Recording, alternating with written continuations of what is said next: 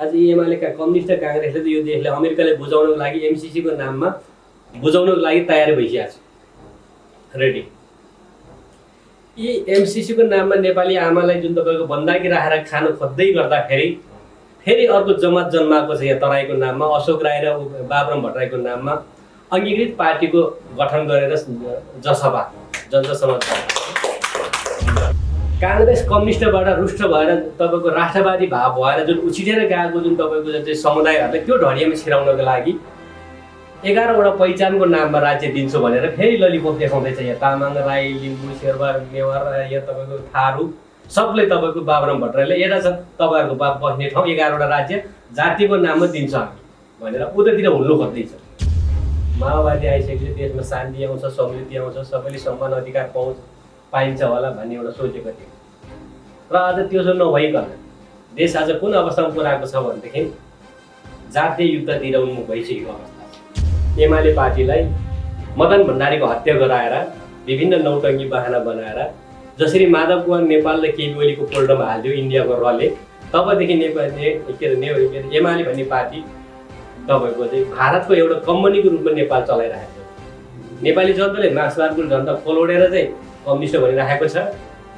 तर सिआइए र तपाईँको त्यो रगो ग्रान्डी चाहिँ अन्तर्गत नेपालमा तपाईँको उद्योग कलकारखाना सबै बेच्नेमा सहकारी भूमिका खेल्न गणेशमान सिंहले पनि आफ्नो जुन सर्वोच्च नेता काङ्ग्रेस पार्टीको संस्थापक एउटा होनहार एउटा 46 सालको जुन कमान्डर थिए, उनले पनि 54 सालमा जुन रोएर नेपाली काङ्ग्रेस नेपाली जनता र राष्ट्रको छैन भएन, त्यसो भएको कारणले मैले यो पार्टीमा रहिराख्नको लागि मैले सकेन, मैले आजकै दिनबाट साधारण सदस्य त्यागेर म स्वतन्त्र जीवन बिताउन चाहन्छु भनेर गणेशमान सिंहले तपाईँको काङ्ग्रेस पार्टी छोडेर गयो। त्यो दिनदेखि नेपाली काङ्ग्रेस पार्टी भारतको रगो विदेशी एजेन्डाको तपाईँको चाहिँ कम्पनीको रूपमा तपाईँको चाहिँ परिणत भयो। जनयुद्ध कालमा हामीले राजा वीरेन्द्रसँग आन्तरिक रूपमा हाम्रो केही सहकारी थियो भनेर उहाँले सबैको सामु भनिसकेको छ। विदेशीहरूको त्यो खालको चलखेल नेपालमा देखिसकेपछि राजा वीरेन्द्रलाई यो विदेशी दलाल पार्टी एमाले काङ्ग्रेसले निस्तेज कसरी गर्न सक्छ भन्ने एउटा विषयमा सहकारी प्रचण्डसँग गर्दै जनयुद्धको थालनी गरेर उहाँले युद्ध गर्नुभएको। त्यो कुराको पहिचान लगभग 57-56 सालतिर गएर पुष्टि गराइयो भारतको रसियाले। त्यो पुष्टि भइसकेपछि नेपालमा माओवादीको जनयुद्ध प्रचण्डले गरेको होइन रहेछ, यो त राजा वीरेन्द्रले गरेछ भनेर एउटा दस्तावेज निकाल्यो र विदेशीको ग्रान्ड डिजाइनमा वीरेन्द्र राजाको वंश नाश गर्ने एउटा ग्रान्ड डिजाइन बनायो र अन्त्य गरायो। यिनीहरूको सबै काला करतुतहरू थाहा पाए पनि तपाईँको हात बाँधेर बस्ने त हो। सचेत नेपाली जिन्दाबाद जिन्दाबाद, सचेत नेपाली जिन्दाबाद जिन्दाबाद जिन्दाबाद, नेपाली सेना जिन्दाबाद, नेपाली सेनालाई शक्तिशाली बनाऊ।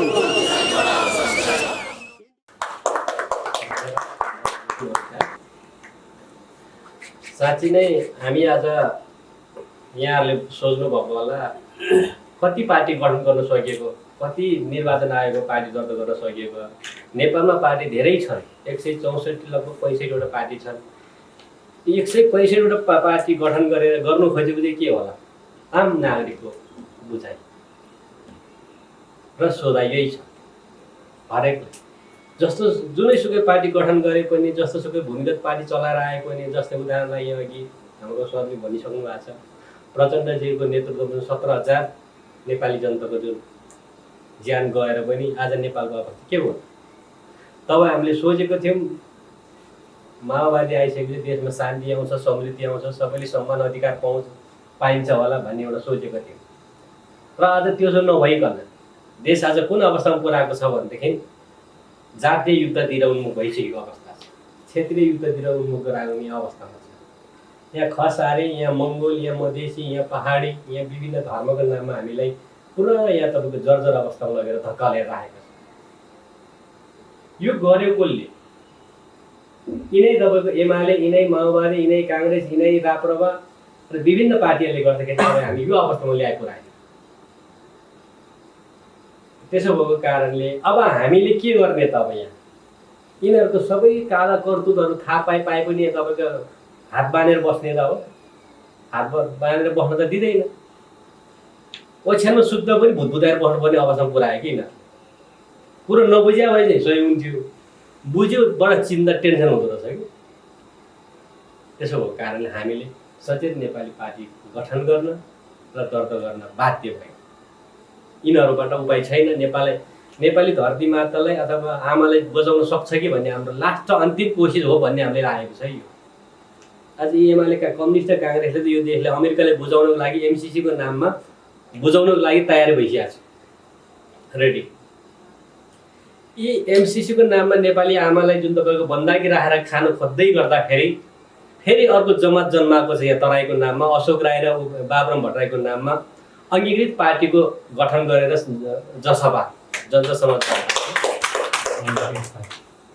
अङ्गीकृत, जसलाई म अङ्गीकृत पार्टी भन्छु, त्यसलाई काङ्ग्रेस कम्युनिस्टबाट रुष्ट भएर तपाईँको राष्ट्रवादी भाव भएर जुन उछिटेर गएको जुन तपाईँको चाहिँ समुदायहरूलाई त्यो ढडियामा छिराउनको लागि 11वटा पहिचानको नाममा राज्य दिन्छु भनेर फेरि ललिपप देखाउँदैछ। यहाँ तामाङ, राई, लिम्बू, शेर्पा, नेवार, यहाँ तपाईँको थारू सबले तपाईँको बाबुराम भट्टराईले एउटा छ तपाईँहरूको बाप बस्ने ठाउँ 11वटा राज्य जातिको नाममा दिन्छ हामी भनेर उतातिर हुल्नु खोज्दैछ। के त काङ्ग्रेस कम्युनिस्ट छोड्नुपर्ने, छोडेर कता जाने ढडिया उतातिर फेरि जातीय राज्यको नाममा भारतको तपाईँको अङ्गीकृत पार्टीको ढडियामा छिर्नुपर्ने। यदि त्यो तिनै पार्टीबाट तपाईँको चाहिँ अझै त्यो हुँदैन भने सिधै तपाईँको चाहिँ लिम्बुवान अथवा तपाईँको मकरात अथवा तपाईँको तामसालिङ अथवा थरवाड भनेर त्यहाँ जातीय रूपमा एउटा द्वन्द्व गराउनु खोज्ने विदेशी एनजिओहरूले महिनाको 10-12 लाख रुपियाँ पैसा पठाउने, यहाँको टाढाबाट केही जातिहरूको मान्छेहरूले टिप्ने अनि उचालेर हिँड्ने कि भनेपछि आज तपाईँ हामी कुन अवस्थामा आछ? मानवीय व्यवहारको अवस्थामा छैन। नेपालभरि नै आगो लगाउने सम्भावना परिस्थितिमा ल्याइपुर्याएको छ। यसो भनिराख्दाखेरि के प्रचण्डमा, केबी ओलीमा, तपाईँको माधव कुमार नेपालमा र शेरबहादुर देउपामा यो राष्ट्र बनाउनुको लागि उनीहरूसँग विचार छैन होला र उद्देश्य थिएन होला र थियो नि, सायद थियो होला, तर किन गर्नु दिएन अथवा गर्न किन सकिएन? 70 वर्ष लगभग 2007 सालदेखि 77 सालको बिचको अवधिमा 70 वर्षको अवधिभित्रमा यिनीहरूले के हेरेर बस्यो? यिनको पार्टीको झोला बोक्ने, यिनलाई तपाईँको भोट दिने, भात खुवाउने, चन्दा दिने काम तपाईँ हामीले गरेको हो नि। काङ्ग्रेसको नाममा, कम्युनिस्टको नाममा, राजाका नाममा र अहिले अङ्गीकृत पार्टीले पनि दियौँ होला कतिले। भयो के त अहिले परिणाम के पाए त? तपाईँहरूले एक समुदायले अर्को समुदाय देखेर तपाईँको चाहिँ डराउनु पर्ने, गाली बेइज्जती गर्ने, छिछि र दुरदुर गर्ने, मान्छेको अनुहार देख्यो कि त रिस उठ्ने, बरु जङ्गलको बाघ भालुसँग चाहिँ माया गर्न खोज्ने, नजिक हुन खोज्ने। यो परिस्थितिमा कसले ल्याइपुर्यायो? यी काङ्ग्रेस कम्युनिस्ट, यी राजावादी, यी त अहिलेको अङ्ग्रेजी पार्टीहरूले गर्दा होइन। यो नियतवश यिनीहरूले गर्दै गरिरहेको छ कि अथवा अन्जानवश गरेको छ? यसको पहिचान गर्नु चाहिँ तब हाम्रो जरुरी छ। त्यसकारण सचेत नेपाली पार्टीले के पहिचान गरेको छ त भनेदेखि नेपालको मूल पार्टी बनाउँदाहरू जसमा माओवादी पर्छन्, काङ्ग्रेस पर्छन् र एमाले पनि पर्छन्। मेन गरेर एमाले पार्टीलाई मदन भण्डारीको हत्या गराएर विभिन्न नौटङ्गी बहाना बनाएर जसरी माधव कुमार नेपाल र केबी ओलीको पोल्टोमा हालिदियो इन्डियाको रले, तबदेखि एमाले भन्ने पार्टी तपाईँको चाहिँ भारतको एउटा कम्पनीको रूपमा नेपाल चलाइरहेको छ।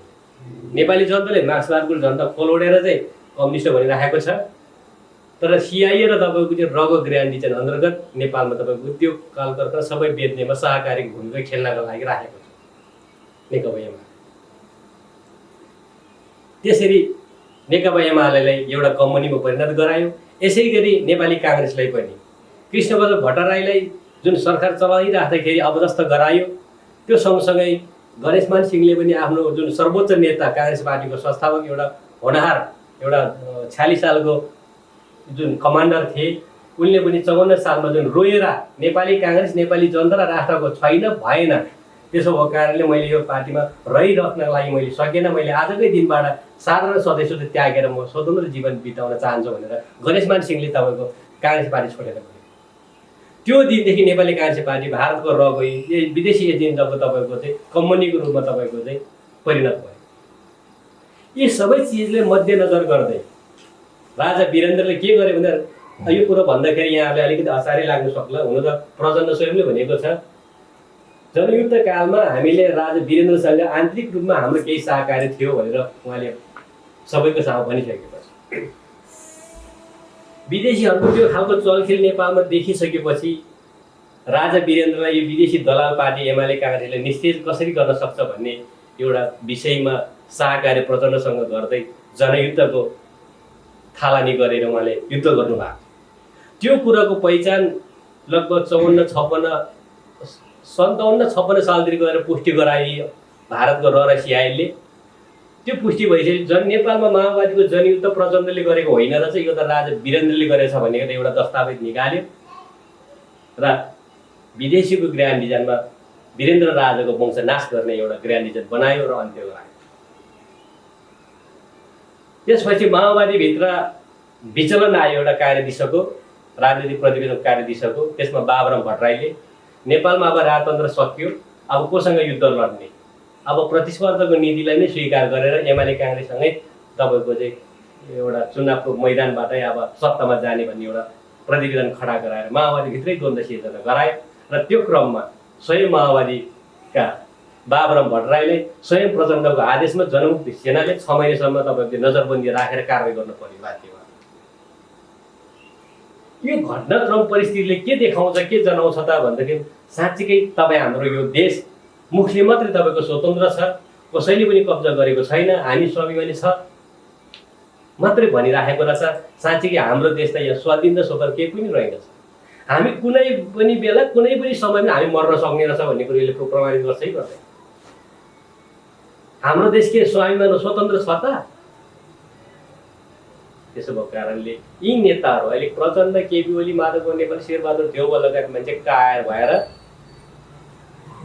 इन्डियाको र अमेरिकाको सियाले जे भन्छ त्यो गर्नको विकल्प छैन। उहाँ यता जनजातिले उचाल्ने खस आर्य भनेर उचाल्ने, उता तपाईँको चाहिँ खस आर्यहरूले तपाईँ कम्युनिस्ट काँझो खोलभित्र बसेर राष्ट्रगत सन्धिहरू गर्न लगाएको गर्ने। यदि नगरेको घटनामा सिद्धाइदिने, यसको परिणाम पछिल्लो घटना हो सुशील कोइराला। संविधान सभा जुन बनाएर घोषणा गर्नुभयो उहाँले एउटा बाथरुममा लडेको भरमा ज्यान आफ्नो जानु पर्यो। त्यसो भएको कारणले हामी अब बन्दुक बोकेर होइन, हतियार बोकेर होइन लडाइँ, हामी यिनीहरूकै अखाडामा यिनीहरूले बनाएको नियममा पद्धतिमा लडेर अबको चुनावमा सही दलको पहिचान गरेर भोट हाल्नुपर्ने अवस्था सिर्जना भएको परिस्थिति। त्यसैको अभियानमा हामी अहिले हरेक गाउँ टोल जिल्नुपर्ने अवस्था हो। हिजोको दिनमा म पनि काङ्ग्रेस भएको थियो होला, नबुझेको अवस्थामा, यो कोही भित्री कुरो नबुझेको कारणले माओवादी भयो होला, म पनि एमाले पनि भयो होला, राजावादी पनि भयो होला, तर नचिने पहिचान नगएपछि के गर्ने? आज पहिचान भएको छ, यी दलहरू कुन अवस्थामा छ र विदेशी ग्रान्डिजन के छ भन्ने कुरो। त्यसो भएर हामीले 164वटा पार्टी हुँदाहुँदै पनि 65वटा हुने गरी हामीले पनि दर्ता गर्नुपर्ने बाध्य भयो कि। यहाँले यो कुरालाई गम्भीर ढङ्गबाट लिने हुनेछ भन्ने हामीले आशा गरेको छौँ। सब थोक पैसा होइन, सबैभन्दा ठुलो त खुसी हो नि। ठुलो ठुलो महल बनाएर ठुलो तपाईँको चाहिँ ऊ बनाएर भित्र मान्छे खुसी हुन सक्दैन। त्यो त एक खालको के हो त भनेदेखि एउटा जेलमा परिणत हुन्छ कि। त्यसो भएको कारणले हामीले अब साँच्चीकै चिनेर एउटा दल चुन्ने काम गरौँ भन्ने म यहाँहरूलाई अनुरोध गर्छु। त्यसकारण योसँग म यहाँलाई के अलिकति एउटा उखान छ, आकाशमा उड्ने त उड्ने, कोसँग उड्ने भन्ने एउटा छ कि। झिङ्गासँग उडेर जान सङ्गत गरेर उड्दाखेरि कहाँ पुऱ्याउँछ, मौरीसँग सङ्गत गरेर उड्दाखेरि कहाँ पुऱ्याउँछ कि हामीलाई। हिजोको दिनसम्म हामीले कोसँग उडिएर छ भने हामी झिङ्गासँग उडिएर छ कि। जहिले पनि फोहोरमा पुऱ्यायो कि, नालीमा पुऱ्यायो। एमाले काङ्ग्रेस माओवादी राजावादी या अङ्गित पार्टी भनेको एउटा झिङ्गा रहेछ, एउटा तपाईँ लामखुट्टे जस्तो रहेछ कि। यिनीहरूले जहिले पनि मानवताको व्यवहार गर्न सकेन, जहिले पनि कमिसन चलाएको। त्यसकारण हामी मौरी बन्न सक्छ कि सक्दैन भन्ने कुरा प्रश्न चिन्ह। हामी मौरी बनेको खण्डमा हामी साँच्चीकै नेपाली जनतालाई, समग्र नागरिकलाई फुलको थुङ्गोमा लानेछ र रस मिठो सबले खुवाउनेछ भन्ने हाम्रो। त्यसकारण हामीले समयमै अझै पनि केही बितिएको छैन। तपाईँ हामी टाइमिङमा होसमा आयो भनेदेखि यो यिनीहरूको कालो कर्तुतहरूलाई बन्द गराउन सक्छ। अहिले इन्डियाको ग्रान्ड डिजाइन के छ भनेदेखि अघि नै मैले अलिक थोरै कुरा राखेँ। 11वटा पहिचान राज्यको यहाँ तपाईँको खसलाई पनि राज्य दिने रे, दलितलाई पनि दिने रे, मधेसीले पनि दिने रे, हरेक जातिले दिने रे। त्यो माको रटान 20 देखि 25 वर्षमा रटान लगाउने र हरेक निर्वाचनमा तपाईँको चाहिँ 10 लाखदेखि 20 लाखसम्म मधेसी तपाईँको चाहिँ उताको तपाईँको चाहिँ भारतको बिहारीहरूले नागरिकता दिने र अबको 25 वर्षभित्रमा 50 लाख बिहारीहरूले नागरिकता दिएर नेपालमा प्रत्यक्ष राष्ट्रपति प्रणाली शासन प्रणाली लागू गराएर भुटानीकरण गर्ने एउटा नीतिबाट अगाडि ग्राइडेड भएर बाबुराम भट्टराईले त्यो अघि आएर बोक्दैछ अहिले। यो कुराहरूमा गम्भीर भएर ध्यान दिनुपर्ने आवश्यकता त्यसैले अब यिनै कुराहरू छन्। अर्को कुरा है, हामीले सचेत नेपाली पार्टी चाहिँ कुन चाहिँ दर्शन र सिद्धान्त र विचारबाट गाइडेड भएर आएको छ भन्ने सन्दर्भमा लाग्न सक्छ। हामीले द्वन्द्वात्मक भौतिकवाद जुन मार्क्सवादको विश्व दृष्टिकोण छ, जुन लोकतान्त्रिकहरूको तपाईँको विश्व दृष्टिकोण छ, आज तपाईँको धार्मिक गुरुहरूले भन्दै आएको आध्यात्मिकवाद छ। विश्वमा यी तीन दर्शनले तीन विश्व दृष्टिकोणले संसारले कसरी चलाएको छ त? संसारले कुन अवस्थामा पुर्याएर? आध्यात्मिकवादी धार्मिक गुरुहरूले के भन्नुहुन्छ? यो संसार भनेको जिरो हो, केही पनि होइन। जीवन र जगत भनेको शून्य हो। यसो भएको कारणले भोलि हामी पूर्व के अरे अर्को जन्म लिनु छ भनेदेखि अहिले कोही कसैसँग केही नभएर आफूले जे दुःख कष्ट भोगेको छ त्यसमै सन्तुष्टि भएर बाँच्नुहोस् भन्ने एउटा उहाँको प्रवचन पाउनुहुन्छ तपाईँ।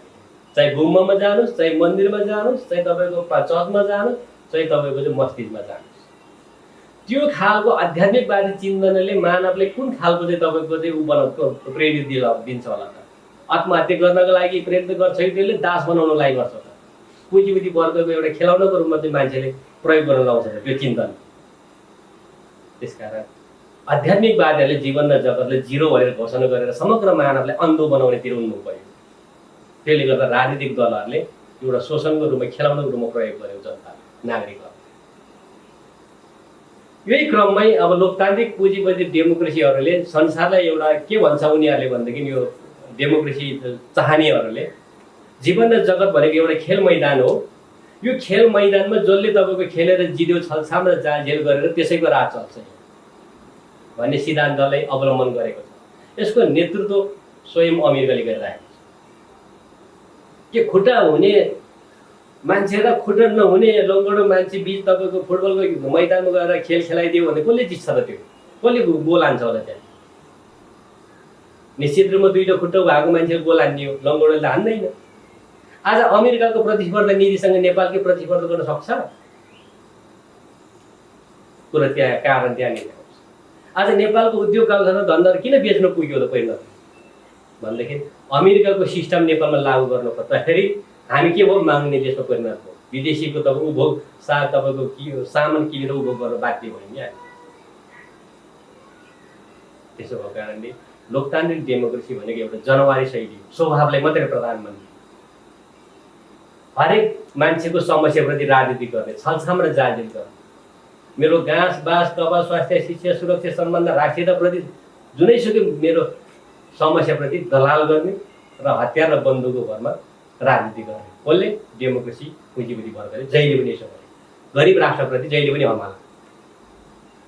त्यसले गर्दाखेरि यो खालको क्रियाकलाप प्रति अनुसन्धान गर्दै कार्ल मार्क्सले द्वन्द्वात्मक भौतिकवादको सिद्धान्तलाई विचारलाई तपाईँको प्रतिपादन गर्न पुगेको छ कि निषेधमा निषेधको विचार चिन्तन ल्याएको छ उहाँले संसारमा, ताकि मान्छेलाई पनि एउटा तपाईँको चाहिँ रुखसँग दाँजेको छ उहाँले। मार्क्सवाद कार्ल मार्क्सले प्राकृतिकको नियम छ निषेधमा निषेध। जस्तै तपाईँ हामीले एउटा मकैको गेडा लिएर बारीमा छर्नुहुन्छ, त्यो मकैको गेडा तपाईँको निषेध भएर त्यहाँ बिरो उम्रिएको हुन्छ। त्यो बिरो तपाईँको ठुलो भएर बोट पनि आउँछ। त्यो बोटमा घोगो फलेको हुन्छ। घोगो फलिसकेपछि छिपेर गइसकेपछि त्यो बोटको तपाईँको बोट पनि निषेध भएर सुकेर गएको हुन्छ। अन्त मकैको गेडा हामीले उपभोग गर्छौँ। कति निषेध हो? गेडा निषेध भयो, बोट निषेध भयो, त्यहाँदेखि खया कष्ट सबै तपाईँको निषेध भइरहेको, अन्तमा मकैको गेडा मात्रै उपभोग। कार्ल मार्क्सले पनि संसारको तपाईँको मानवको चरित्र आचरणलाई पनि यसरी नै निषेध गर्न सकिन्छ भनेर विश्लेषण गरेको छ कि ताकि मान्छे भनेको तपाईँको चाहिँ यो काठ जस्तो होइन नि, जे बनायो त्यही बन्ने, जहाँ राख्यो त्यहीँ बस्ने त होइन नि त। यो जन्जित तामाङलाई हजुरहरूले तपाईँको बाँडेर राख्यो भने 6 महिना राख्यो भित्तामा बस्ने हो, छोड्ने बित्तिकै चाहिँ बदलामा लिने हो, जाने हो नि त मान्छे भने। 2 दुना 4, 4 दुना 8 त तपाईँको त गणितको सिस्टम मात्रै हुने नि, मान्छेको मन त त्यो हुँदैन। मन त बराबर हो नि त गर्नुपर्ने व्यवस्था। गणितको सिस्टमसँग जोडेर व्यवहार गर्ने मान्छेसँग त्यो त अति भौतिकवाद हो नि त, यान्त्रिक भौतिकवाद विचार भएन त। त्यसो भएको कारणले संसार आज केमा चल्नु पर्यो? डेमोक्रेसीले खेल मैदानको रूपमा जीवन जगतले लिइदिने, मार्क्सवादले निषेधको निषेध एउटा तपाईँको चाहिँ भौतिकवादी नीति लिइदिएपछि मानव बिचको आचार व्यवहार रह्यो अब यहाँ सम्भवै छैन। त्यसकारण आज हाइड्रोजन बम आणविक हतियारहरूको आवश्यकता भयो। संसार आज बमको भरमा बन्दुकको भरमा चलाइरहेको छ, विचार शून्य छ। अघि आध्यात्मिक धार्मिक गुरुहरूले भने जस्तो संसार भनेको जिरो भन्थ्यो, हामी चाहिँ विचार जिरो देख्न थाल्यौँ अब यहाँ बुझ्ने हो भने। संसार चलाउने सिस्टमै छैन, नीति नै छैन, पहिचानै भाग गरेको छैन यिनीहरूले। त्यसो भएको कारण हामीले सर्वपहिचानवाद जसलाई पञ्चतत्त्वद्वारा हरेक चिजको सृष्टि हुन्छ यहाँ, त्यो चिजहरूलाई पहिचान गरेर उसँग व्यवहार गर्नुपर्छ। यदि व्यवहार नगरेको खण्डमा हामी पनि दुर्घटना हुन्छौँ र हाम्रो पनि अन्त्य निश्चित छ। जसले यो संसारलाई बन्दुक र बमको भरमा कब्जा गर्न सकिन्छ भनेर जुन दिनदेखि उसले तपाईँको चाहिँ सङ्घर्ष गर्छ उसको पनि तपाईँको चाहिँ मृत्युको दिन त्यही दिनबाट सुरु हुन्छ। यो कुरा न त मार्क्सवादीहरूले बुझ्यो, न यो कुरा तपाईँको डेमोक्रेसीले बुझ्यो, न त अन्य त्यो नबुझेको कारणले संसार आज मान्छेको अनुहार देखेर घिन लाग्ने खालको परिस्थितिमा परिणत गराएको थियो। त्यसले गर्दाखेरि यहाँहरूलाई हामीले यो सचेत नेपाली पार्टी रहरले होइन, यो बाध्यताले हो भन्ने कुरा यहाँहरूले बुझिदिनु होला र भोलिको दिनमा अब आउने दिनमा हुनु होला। यहाँहरू विगतको अन्य पार्टीमा लाग्यो, कोही 25 वर्ष लाग्नु भयो होला, कोही 20 वर्ष लाग्नु भयो होला, कोही 10 वर्षको झन्डै त पनि लाग्नु भयो होला। म पनि लागेको थिएँ केही समय त, माया गरेर त हुँदैन, मायाले चाहिँ संसार चल्दैन, सत्य र यथार्थमा चल्नु पऱ्यो नि थाहा भइसकेपछि त। त्यस कारण यहाँहरूले म के भन्नुहुन्छ भन्दाखेरि यहाँले मन मस्तिदेखि नै सचेत नेपाली पार्टीले आत्मसात सक्नुहुन्छ भने गर्नुहोस्, सायद गर्नुहुन्छ होला मलाई लागेको विश्वास छ। यदि सक्नुहुन्न, कोही अन्य सीमित यताउति छ भनेदेखि यी पार्टीहरूले मत भोट दिएर आफ्नै मातृभूमि नेपाल आमालाई अरूको हातमा सुम्झाउने र अरूले तपाईँको चाहिँ त्यस्तै खालको व्यवहार गर्न दिनको लागि उनीहरूले तपाईँको भोट नहाल्नु होला। म सबैले आग्रह र अनुरोध गर्दछु, बरु भोट नहाल्नु। यी पार्टीले किन हाल्ने? आफ्नो मातृभूमिमा आमालाई तपाईँको चाहिँ एकल दूर तपाईँको घृणलाग्दो दृष्टिकोणले हेर्ने भएर त तपाईँको अमेरिकी बोकेर सिद्धान्त बोक्ने कम्युनिस्ट काङ्ग्रेसले भोट किन हाल्ने लाग्ने?